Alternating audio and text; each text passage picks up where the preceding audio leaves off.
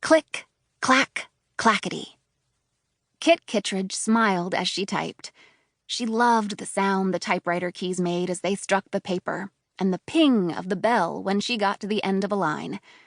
She loved the inky smell of the typewriter ribbon, and the way the black letters looked as they marched across the page, telling a story the way she wanted it told. It was a hot afternoon in August. Kit and her best friend Ruthie were in Kit's room writing a newspaper for Kit's dad.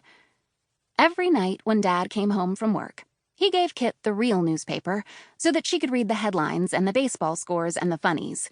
He was always very pleased when Kit gave him one of her newspapers in return. Kit finished the paragraph she was typing about her brother Charlie, who was 16. "Read me what we have so far," said Ruthie. Kit read. "Congratulations to Charlie Kittredge. He set a world's record today. He ate a whole plate of ginger snaps that were supposed to be for Mother's Garden Club. Charlie is going to college in a few weeks. He should try out for the eating team." Ruthie looked over Kit's shoulder and giggled as she read what Kit had written. "Now what?" she asked. "I don't know," Kit sighed. "I wish something would happen around here. Some dramatic change. Then we'd have a headline that would really grab Dad's attention." "Like in the real newspapers," said Ruthie. "Exactly," said Kit. "Well," said Ruthie, "when my parents read the headlines these days, they get worried. The news is always about the Depression, and it's always bad. I don't think we want our paper to be like that." "No," said Kit. "We want good news." She knew there hadn't been much good news in the real newspapers for a long time. The whole country was in a mess because of the Depression. Dad had explained it to her. About 3 years ago, people got nervous about their money and stopped buying as many things as they used to, so some stores had to close. The people who worked in the stores lost their jobs. Then the factories that made the things the stores used to sell had to close, so the factory workers lost their jobs too.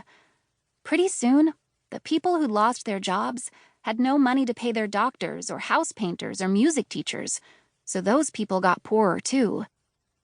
Kit was glad that her dad still had his job at his car dealership. She and Ruthie knew kids at school whose fathers had lost their jobs.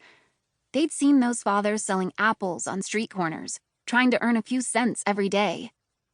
Some kids had disappeared from school because their families no longer had enough money to pay the rent, and they had to move.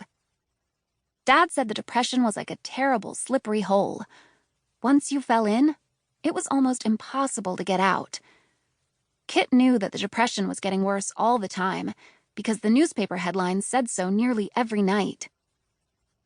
Just then, Charlie popped his head in the door. "Hey, girls," he said. "Mother's Garden Club's here. You better get downstairs quick if you want anything to eat.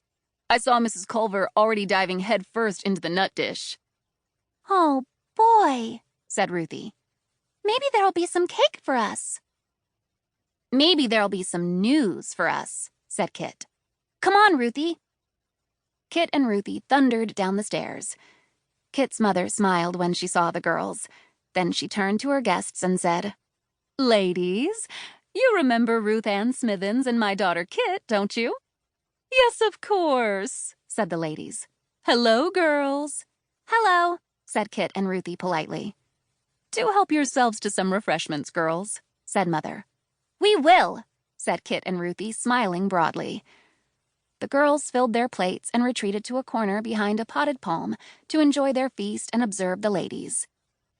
At first, the ladies discussed garden club business, such as how to get rid of bugs, slugs, and other garden pests. It was pretty boring, although the girls did get giggly when Mrs. Wilmore said she was just beside herself because she had spots on her phlox.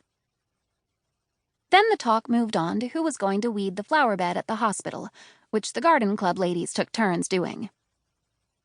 "I believe it is my turn," said Mrs. Howard, "but I'm afraid I won't be able to weed this month. In fact," she hesitated and blinked her big round eyes, "I'm afraid I won't be able to be part of the garden club at all anymore. I'm moving to Chicago. My husband is already there, and so my son Sterling and I are going to join him. He's pursuing a business opportunity,